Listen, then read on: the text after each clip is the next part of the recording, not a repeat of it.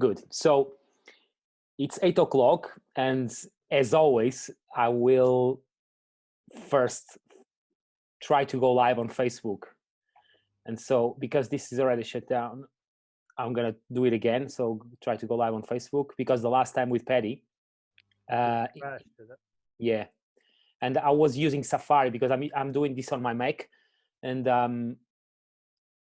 then I've been reading about it, and they say that Google Chrome is the best way to do it. So today I'm trying with Chrome. Hopefully it goes well. Otherwise, I'm recording, and if it doesn't go as I plan, I can post it afterwards. But at this stage, hold on. Okay, so let me just.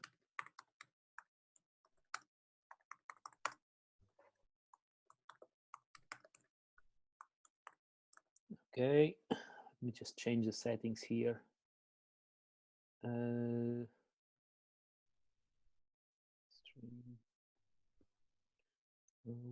Nope. That's it. Okay. Hopefully it goes live and stays live.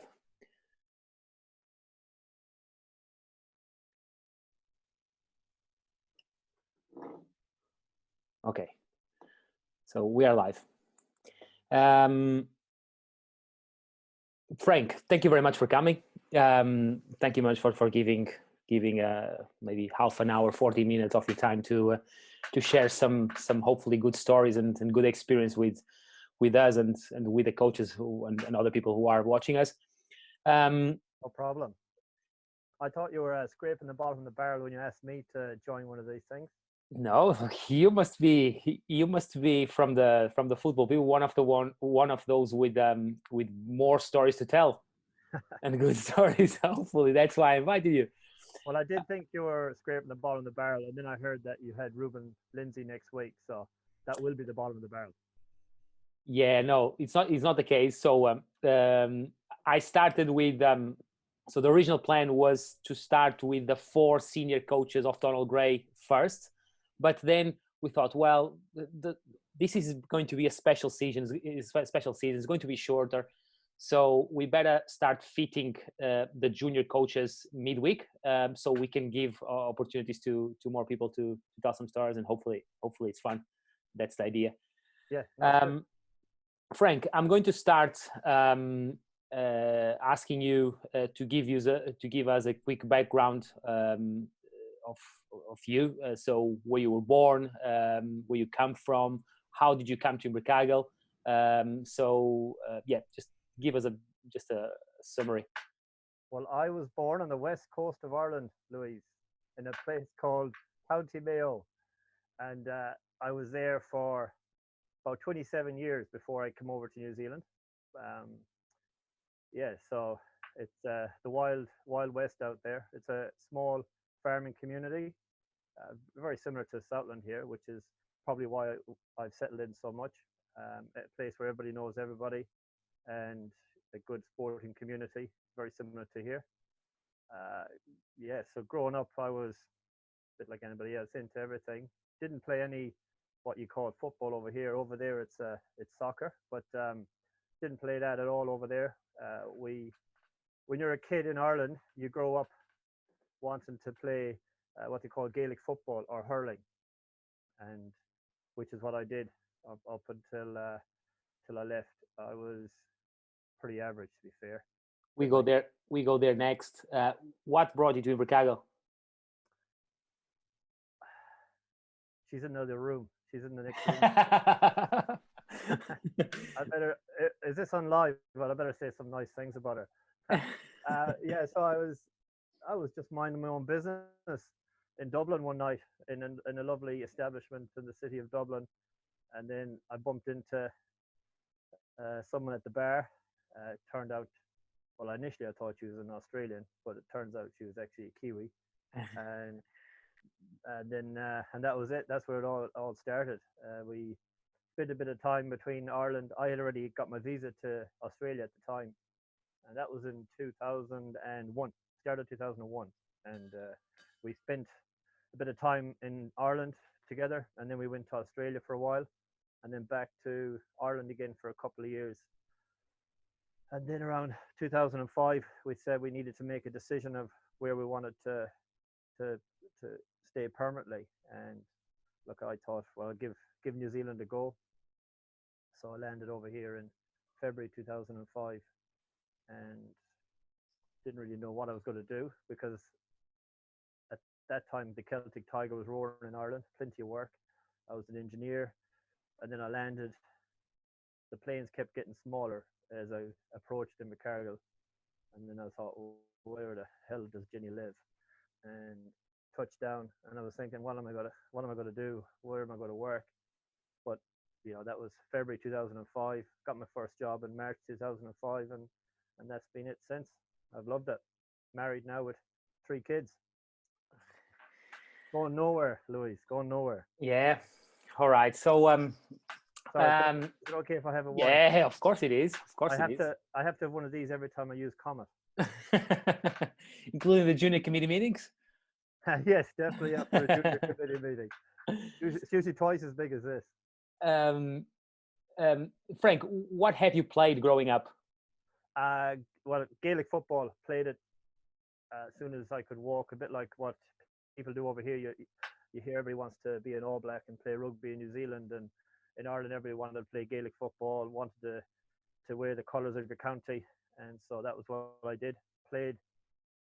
I used to play outfield. Gaelic football is 15 aside, and it's a bit like rugby goalposts. If you picture rugby goalposts at each end of the field, except in Gaelic football you've got a net on the bottom part like a soccer goal, a football goal, and you get 3 points if you get in the net, and a point if you kick it over the bar. It's a bit like Aussie rules. You use your hands, you kick it. It's 15 aside. You have a goalkeeper, 6 defenders, 2 in midfield, and 6 forwards or strikers, as you might call them. And so I played that until I was I played out. I used to be a outfield player until I got to 15, and then I ended up being put as a goalkeeper. So I was a goalkeeper then till I was 21, 22, and then I started getting really tall. And in Gaelic football, the midfielders, the 2 in midfield, are usually the biggest guys in the field. So they ended up putting me out there when I was 22, and that's until I left Ireland when I was 27. So I hadn't really played any kind of football uh, until I left Ireland. And is Gaelic football played anywhere else apart from England? Apart from Ireland. From Ireland, yeah. Different England. Did you say England? Yeah, I think I said England. Sorry. Yeah, I think you did, Louis. All right, that's a 24 pack. Yeah, so no, it is played. It's played all over the world actually. But Frank, just give me a second, because I think someone signed in on this account. Just give me a second, just to understand what happened here. hacked. Have I broke the internet, Louise? Have I? Maybe. It was always likely.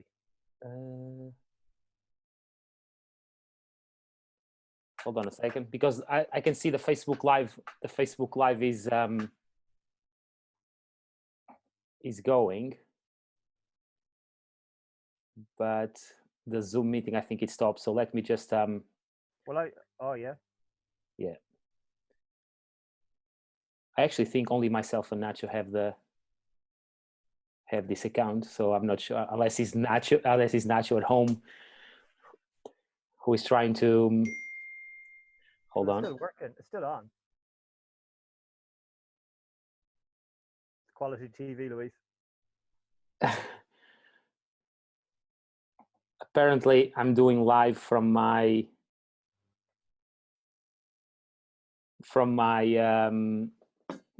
personal Not from Southland Football. No, doesn't What's matter. that? Doesn't matter. I will. I suppose you can. Yeah, I don't know. Yeah, what I will do, Frank, I will end and start again very quickly. Okay. No problem. play hard but play fair. I can remember getting one red card where the red mist descended. If anyone has ever played against Corey Johnson, would probably understand that is easily done. I don't know what year it was. It was the last game of the season. Old Boys versus Queens Park. It might even be Division One actually, Louise. And Uh-huh. we needed to win. A draw was no good. We needed to win. And we went 1-0 up in the first half. I don't know who scored. Might have been Gordy with a header from a corner. That's only all he ever does score. And then at halftime, Stitcher, I remember him saying, he said, "Look, we're 1-0 up. We've got the league won. Just don't do anything stupid." And lo and behold, I think 5 minutes or 10 minutes into the second half, I had the ball in midfield, and next thing, these studs came in from behind, took me clean out, and I just got up. And then as I got up, I stood up and I looked around and I couldn't see anyone until I looked down, and then I saw Corey because he's not, vertically challenged. And I looked down and I seen him, and I was like, and then I just kind of, well, I think I just touched him. I just kind of pushed him and said, "What was that about?" And Corey, sometimes he can elaborate on a shove like that. Next thing he flung himself 5 yards backwards, and that's all the referee saw. And I don't know, could have been Phil. I'm not sure. And that was it. I was on the sideline. Stitcher was pretty dark. Well, then you you became a coach later. You became a coach, a junior coach. Uh, why did you start coaching? Well, how did it all start? Well, because my kids, obviously, with the kids coming through, Gary Pillsworth at the time, like Old Boys have been very good, had a very good junior program for since I can remember being here. I think it was first with Grant Cuff and then Gary Pillsworth. And then Gary Pillsworth had been doing it for a few years, and he wanted to step away and be more focused on his kids coaching rather than looking after the fun football.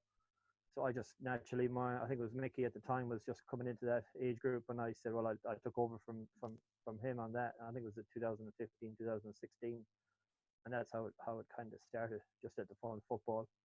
And then, like everything else, you end up following one of your kids up the grades, and yeah, that's how I've ended up in 13th grade coach as well as junior convener. And do you want to tell us a little bit about the Old Boys Junior program and what's your role there? Well, look, I'm just kind of well, junior convener is what it's titled, but like no one person can do that. Well, not with like Old Boys are lucky enough to have quite a significant junior program. We've got over 250 kids, and the amount of work that's required to get that all up and running and make sure it's a well-oiled machine as much as you can.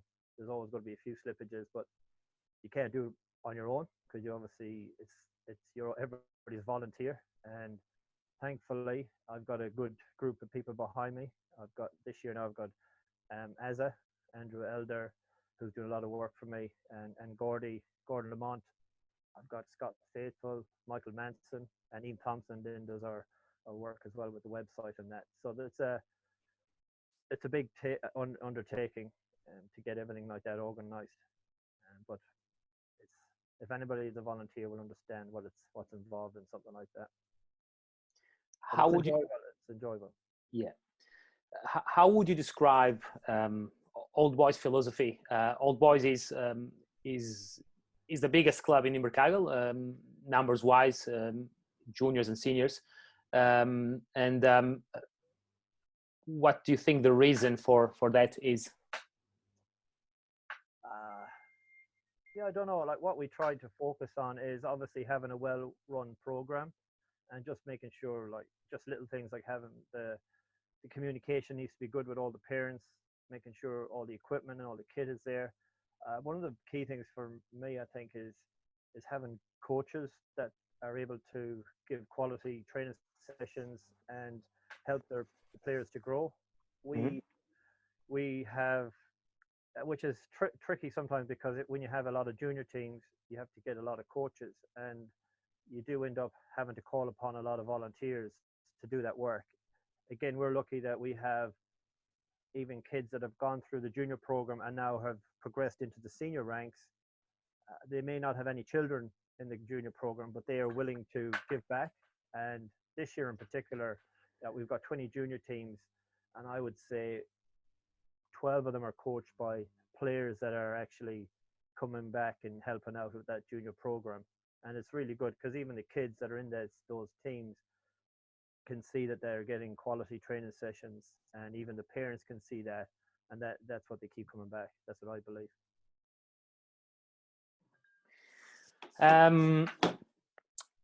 Give me just another second because I think the live went off again.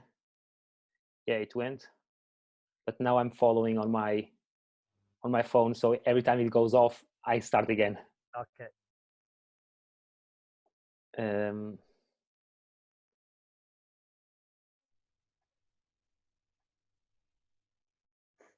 Okay.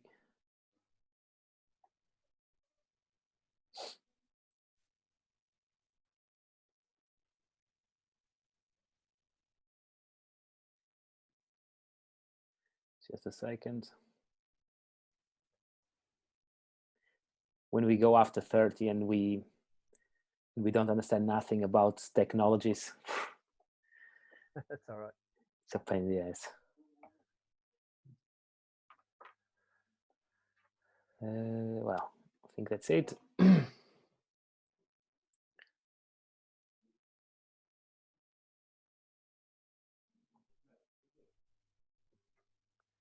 Okay. So I remember maybe a couple of years ago, you won an award, a federation award, like the Football South Junior Coach of the Year. I remember back in the day that talking to you, you said it was luck, you were lucky, and you didn't even know. And I know we always think that, but I honestly believe that it was more than luck, and that required doing some very good things that stood out for parents, for players, and other people who voted. What do you think you've done well that year? Because there were lots of coaches, not just from yeah, look, I don't know what I did anything different, anything special than a lot of other coaches that turn up there on a Saturday morning. Because at that time I was just a fun football coordinator, I guess, and I was doing nothing different than what a lot of other coaches were doing around me. So I do believe I was very lucky. Though I remember that 2016, all the thing I did differently was probably I like to pick on a theme, and so that particular year was Olympics, and I can remember having like different competitions at the end of the session, geared around different drills, and you get points, and you might end up with a gold medal, a silver medal, and a bronze, and you'd set up a podium, um, and you'd call them up, and you'd have flags and all those kind of things. I tried to do something different. And in 2018, I done something similar with the with the Football World Cup. I got each of my team that I coached back then. I think it was the Thunderbirds. Each of them picked 2 or 3 teams from the World Cup, and if their team won, they got 3 points. If they drew, got a point. And over the whole World Cup, one of the players would get the most points in our team, and they would get a trophy. And yeah, I just tried to make it something different, think outside the box from time to time, make it interesting for the kids. Maybe that was it. I don't know, Louise. I do believe I was very lucky because that was my first year doing it, and Gary had done so much good work the years before that to get the club in the position that they were in. Well, you got it. So either you know or not what you did well. I think other people recognized the good work you did, and sometimes it's there's no one better than the kids to tell how good are the coaches and how important for them are the coaches. So it might have been the kids who tell the parents that you were a good coach. You never know. But it's good, and I was very happy for that at the time. To to close this part of the coaching side of things, I I have another question, which is, what you think the contribution that you guys do at the junior football, to make the senior to make the senior team successful. So what's the link between the junior and the seniors? There, there has to be a link. I think most clubs are built on their junior program. Even before I came to New Zealand, in the football club, the Gaelic club that I played for in Ireland, uh, just as I was leaving New Zealand, you could see the kids, the players that were kids when I was starting Gaelic football, they were just coming through when I was leaving, and they put so much focus for 10 years before I left on that junior program in our club, and we went from Division 3 when I played. That's all I did was battle away in Division 3, and all the while they were getting the juniors up and running, and then all of a sudden, as I left, they had just been promoted to senior to Division 1, and they're still there now. Can you hold And it there for a bit? Just yeah, hold it there for a bit. you gone off, broke the This is internet again. this is annoying. I don't think it's internet. I think it's Facebook is not a very reliable Yeah, platform to run lives. I'm not sure if we should actually run it on YouTube, but to run it on YouTube, we also need to have a special permission because YouTube is a bit picky on these things. So I don't know.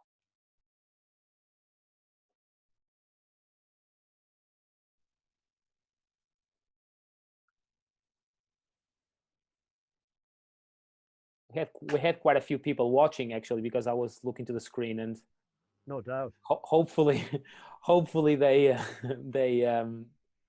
they understand that every time we go off we come back again, because with Paddy I didn't realize, I only realized at the end.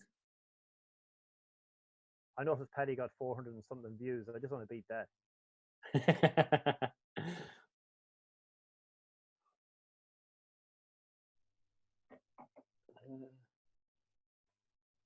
Okay, let's go again. I was just trying to find out if there was any other setting that I could change. Okay, we're live. So can you carry on? So you're talking Yeah, about so yeah, you're asking about the link between juniors and seniors. Mhm. Like at Old Boys, you need to have, because I suppose like any other Donald Gray team in Cargill, you just struggle with numbers year after year after year. Like like anybody else, the kids that you might have them for a couple, 2 or 3 years, and then they go to college, and then once they go to college, you just don't know where they're going to end up. Very, very few come back into Cargill, but some do, which is great. So you always have the likes of the older crew that are here, married with kids. They're the stayers and they're here all the time. But you do need to keep bringing fresh blood through, and that's where the junior program is really good. It's a conveyor belt for our senior team. Again, this year, at the end of every year, we look around the dressing room and go, "Oh, he's going to go. He's going to college. He's gone. He's gone," and we think we're in trouble next year. This is it. This is the end of the road. And then you come back after the summer and you start your preseason and you're like, whoa, where did all these guys come from? And they're just coming through from the juniors, and that's really what our strengths are. And we'll have them for 2 or 3 years, and then they'll move on. But there'll be hopefully another crew coming through. And I've seen some of the talent in our junior program, and it's just I can't wait to see them in 2 or 3 years' time. It's going to be something special. Well, we're coming to the last part of our talk, and I've got now some more difficult questions. Push you a little bit to try and remember some old moments. What's your most memorable moment as an old boy member, either as a coach or a player? Highlights, is that you're asking me? Well, it can be only one. Well, during some low lights, I've had a few low lights in my time. Probably some low lights would be my injury since 2011. I don't think I've finished the season. I never had a full season. I had that sweet time between 2006 and maybe 2010, 11, where it was really good, competitive football. Got a few titles under our belt. I enjoyed it so much. The last few years has been, you know, anyone that's been injured doesn't get full seasons. It just gets frustrating, and think I think this when I realized my career was over, I think it was when Monty beat me in a sprint, and I thought, no, I'm done, I'm out. But I've had a few highlights. Can I mention 2010? I Yeah. always, yeah. Some of my club mates are sick of me talking about 2010. But if I'm to look at my Donald Gray career, you can't look past the Southland Football of the Year in 2010. Some people don't believe I deserved it in 2010, and maybe they're right, but that's not what happened, is it? Well, it's not what the story tells. I know the other day I was doing a quiz for Southland Football, and I was doing some research from decades ago, from when we start football in Mercagel, and so I had to go through winners and the goal scores and stuff, and some say Franco Boyle. I wasn't even here, so I didn't know that I remember you playing here, Franco Boyle, in 2010. Yeah, it was interesting. Yeah, I was a bit shocked to get selected, but I gratefully accepted the trophy. Do you remember who came second that year? No, I wasn't here. Yeah, nobody remembers who came second. What are the best players you played with and against? I remember, again, back in those 2006, 7, 8 years, I played in midfield, and there was two young fellas back then. One of them was Chris Leatherby, and the other was George Herkus, I think was his name. And they had come through the junior program. Hold on a bit, because this is too important. This is too important.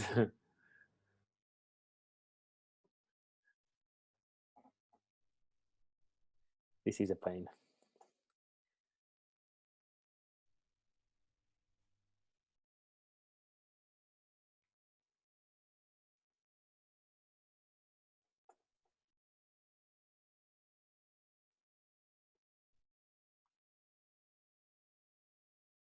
I think this last bit will give us till the end. We'll get at the end. All right. Finish strong, Louis. Finish strong. Are we good to go? No, hold on a bit. Let me just switch this off. Okay.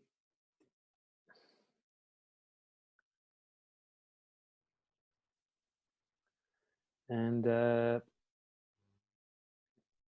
yeah. So you were talking about the best players that the best players. You're talking crazy. It is quite hard, like we, there's been a lot of players down through the years, and I don't know when I got cut off, but I like Chris Leatherby and George Herkus back in the day. Must have been 2007, 2008. They were really classy midfielders that had some great touch, good positioning, knew where to be, good passers. Yeah, I really enjoyed playing with them back in around that period. And actually, Chris went away for a while, and he's been back now the last few years, and he's still a class act.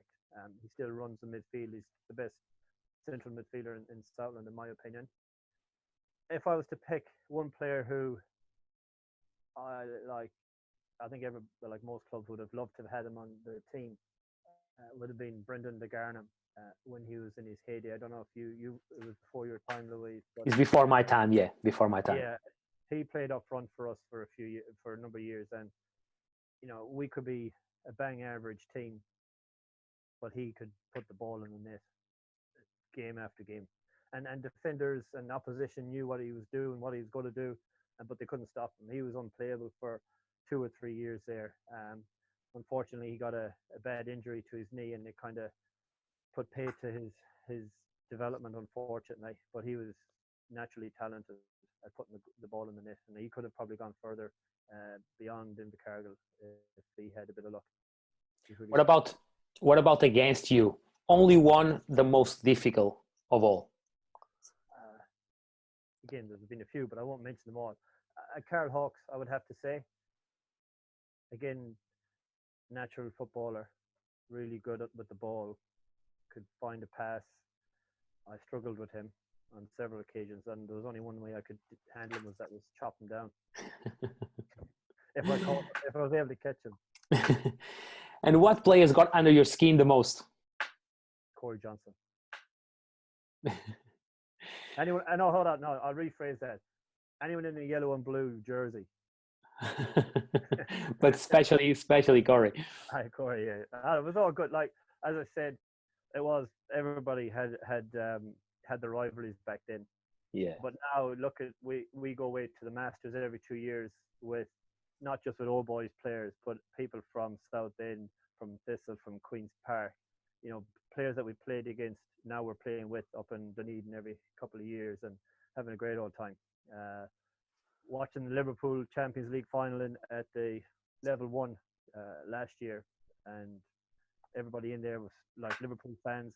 A lot of people from Thistle were there, Queens Park. I just had a great day. And to finish, I guess you had a few coaches during your time at Old Boys, even in Ireland, and not only talking about football. What was that one coach who had the biggest impact on you? Yeah, it's a good question. Not Stitcher. Well, it was the first one that you spoke about. Yeah, I know. Yeah, he's got a turn of an oil tanker, that lad. No, what? Probably Ignacio. When he came in, I can remember he brought us all in. I think this was just after the Stitcher period, and then Ignacio brought us in, and we had a video session, which was quite unique to Old Boys. It wasn't something that Stitcher was quite used to, but Nacho brought us into the club rooms and he had, I think I can always remember it was a Porto. He had a spot on Porto. That's where you're from, Louise, isn't it? Yeah. I can remember he had a video of Porto and how they played, and that's how he wanted Old Boys to play.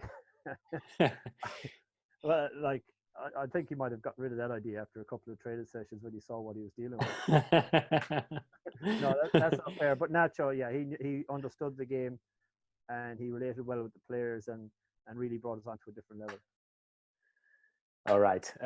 The life just ended now, so I guess it stayed there. Let me just check.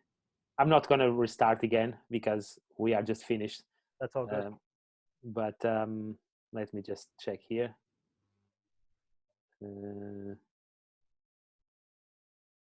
Yeah, there's. Well, that I can count. I think there are one, 2, 3, 4, 5, 6. We have 6 videos on Southern Football's Facebook page. I told you to break the internet. Well, I don't know. I try to do the things differently this time. I use Google Chrome. I try all my best. I don't know. We just have to hire a specialist for this. Anyway. No, you're doing good. Everybody's enjoyed that. Thank you very much. Thank you for your time. Was really good talk. Really funny. Hopefully you don't need to use subtitles. Yeah. Hopefully not. So hold on. Let me just stop.